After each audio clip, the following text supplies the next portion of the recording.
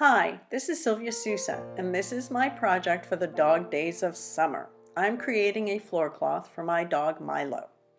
Milo, unfortunately, has an ACL injury this month, and so he keeps me company from the top of the stairs and doesn't venture down into the studio. In between waiting for coats of paint to dry, Milo and I take our walks. So I have found a piece of canvas that is about 14 by 20. I have hemmed the edges of the canvas. I've straightened it out, made sure it was a rectangle, and I hemmed the edges. I hemmed them by mitering the corners. I took the squares in the center when you fold it, and then mitered by doing a 45-degree cut across it so that it's now ready to be primed.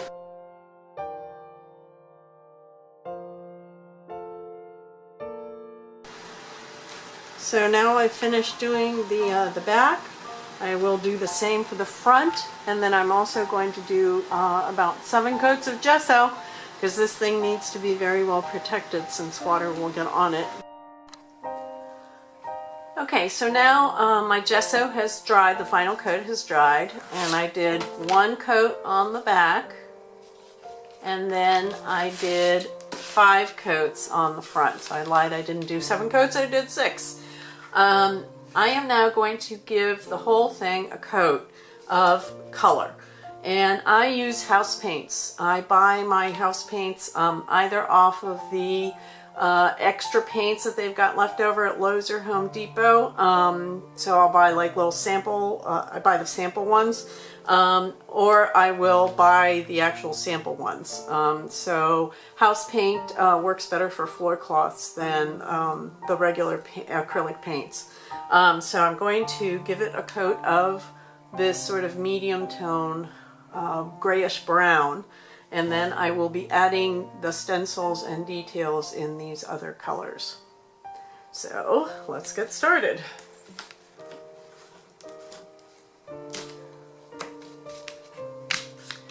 So this is going to be my base coat, and yes, it's a kind of ugly khaki color, but we'll use other colors to bring out the details.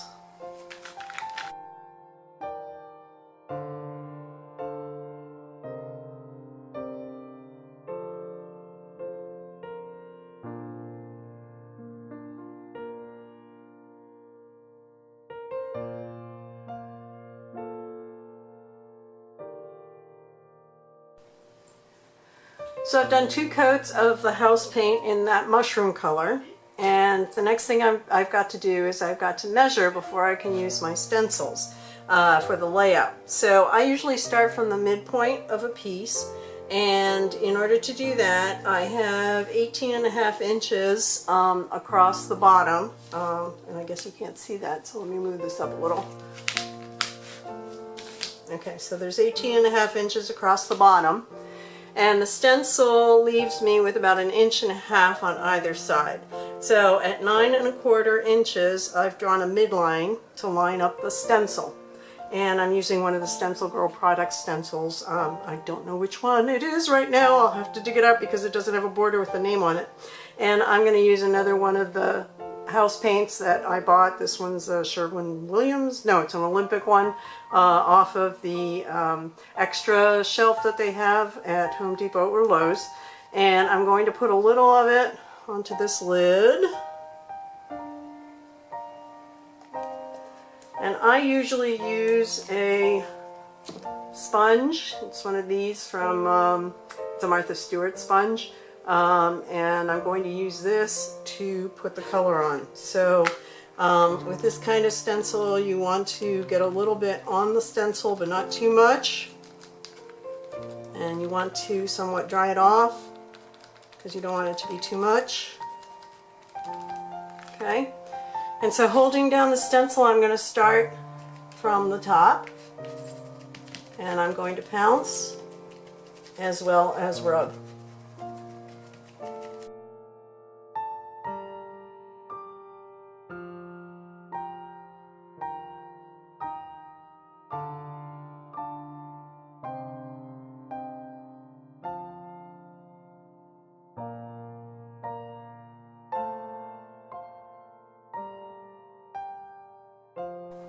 So I finished with this one, and I'm just coming back in and adding a little paint in a couple of areas where I think it might be a little too light.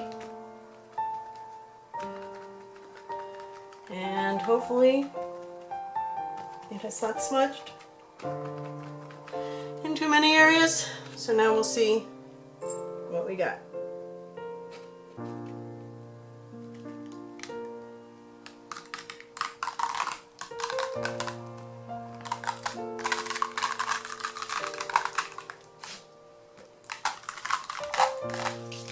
And I'm pretty okay with that. That looks pretty good. Okay, while this one dries a little bit, I'm not going to wash it off because I'm going to get more paint on it. I am going to come back in here with a little paint, the mushroom paint, and I am going to tidy up this just a little bit because I want it to butt to it nicely and not show as much difference yet. So we're going to let this all dry and come back and do the other side.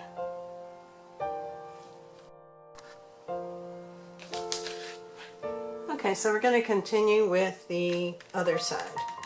Again, holding it down and sponging.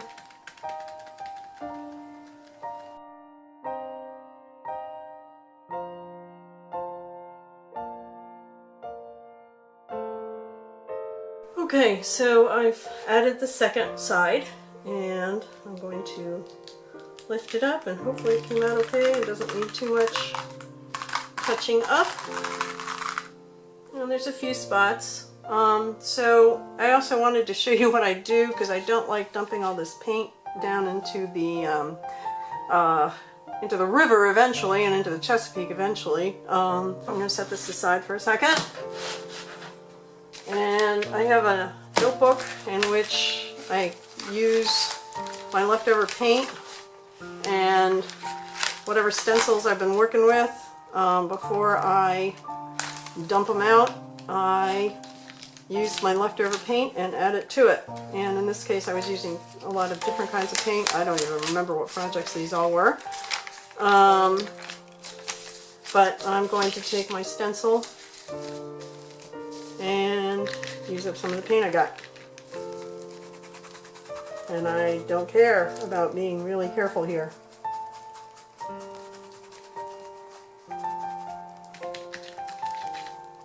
Because I really prefer not to dump too much down the drain. And I can't very well get this into the container again. So there's one, and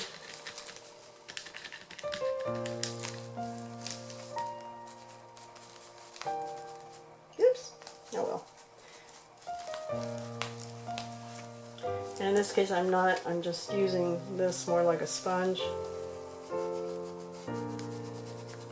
In some cases I've laid down color because I just had color, I didn't have a stencil I was working with at the time. And in other cases I lay the stencil down first and then work around it. Okay, so that's ugly there. I'll just brush it out a little. I pretend it's part of the pattern. Okay, so there's one, and I use these things, which are blinds that have been taken apart, so that I can go on and work on another page while this dries. This is not about perfection, it's about getting color down. That looks good. And using up my paint. So this notebook is all about using up paint, and oftentimes what I will do afterwards is I will go in with colored pencils, Prismacolors, or gel pens, and draw on top of these areas, or these pages. So this is a good, it's like, instead of having a blank canvas, I can take this with me and have something already started that might inspire me to do something. And I like working both figuratively and abstract. So this allows me to create papers, which I then use in other ways, because I can photocopy these and use them in other artwork if I like them. And if not, I should clean my brushes in a different way. So let's see what this one turns out to be like. Okay. Again, not bad. And I can do one more page. I've got enough paint maybe. Okay, so the next step is we are going to paint a border around the outside. And so I've decided I'm going to make my border 1.5 inches. And so I'm going around, I've drawn a line with a pencil, and I am measuring 1.5 inches in a couple of different places, at least 2 spots on each side to create a border.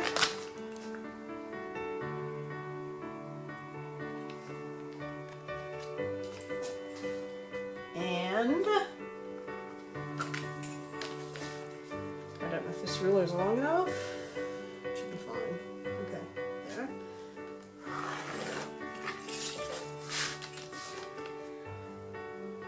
And one more side. And then we're going to paint the border with one of these other colors. And I'm going to opt for a green, a dark green actually. Okay. So now I've got my border all laid out, and I'm going to get a paintbrush. Oh, that one's kind of stiff.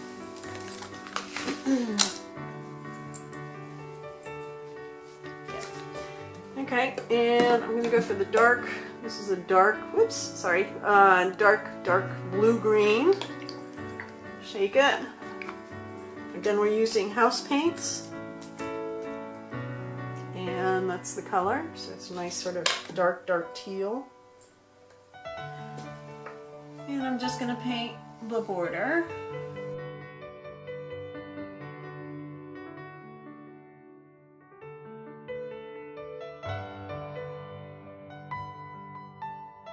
I want to use the sponge to add some color back in, so I'm actually going to go in to the dots.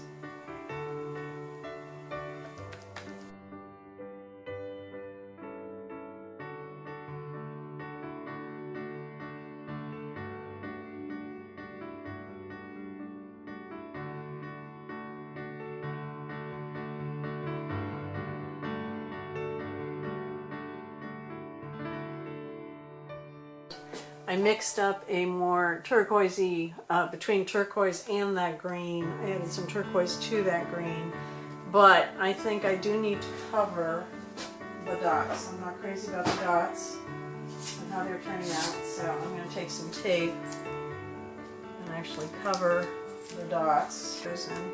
We don't. Stencil those in. Okay, so now again taking a fairly dry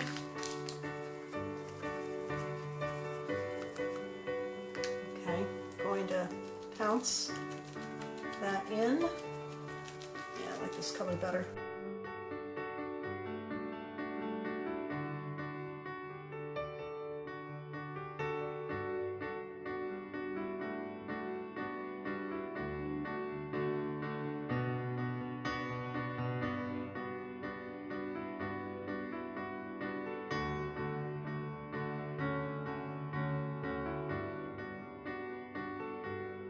Okay, so I've finished going around. I had to piece it together, as you see here in this area where I had to do 4 extra ones to fit in. And there are some spots where it's not perfect, so I'm going to come back in with a paintbrush and fix some of those errors. But just so you can see what it looks like. And I will come in with the dark color as well as maybe some of the turquoise. Baby wipes are great to have because you can use them to wipe both your stencil, the front and the back, so that you don't get a lot of blotching. And I always have a few on hand. But while I've got this paint and I like the color, I'm going to take a smaller sponge, about that size, that's a smaller one, and I am also going to go back in to these guys and add that color in.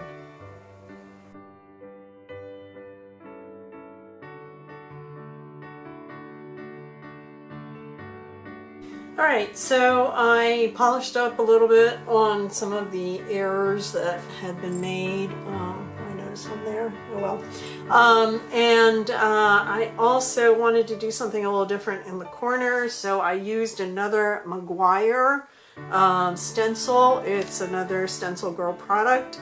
It's L347 by Meguiar, and I used, it's hard to see, but I used this little corner here for the next pieces, for the corner pieces. So now I'm going to come in with orange, and I am not quite sure where I'm going to put it, but I think I am going to go into the corners with some orange and probably add some orange in here and also in the dots to bring out to tie it all together.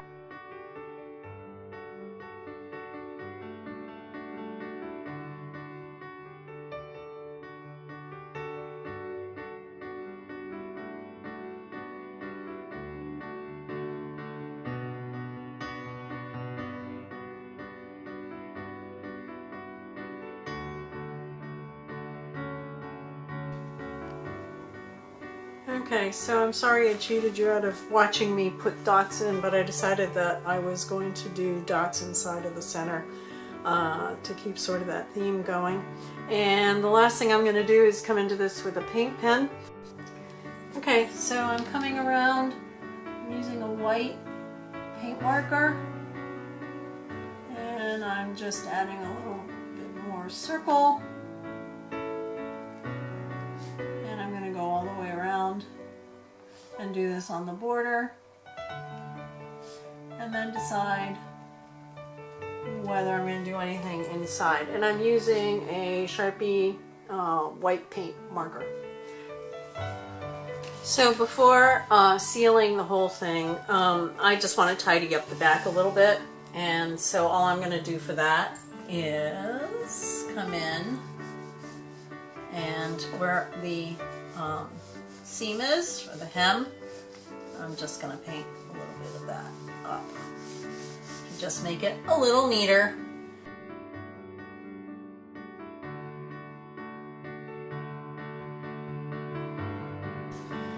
So the last stage is the finishing stage, and floor cloths have to be resilient to the elements, and so I'm going to use a disposable brush, and I'm going to use polyurethane to do the final coats, and I'm going to give it a couple of coats of this, and it needs to dry in between, so I'll probably do 2 to 3 coats of this.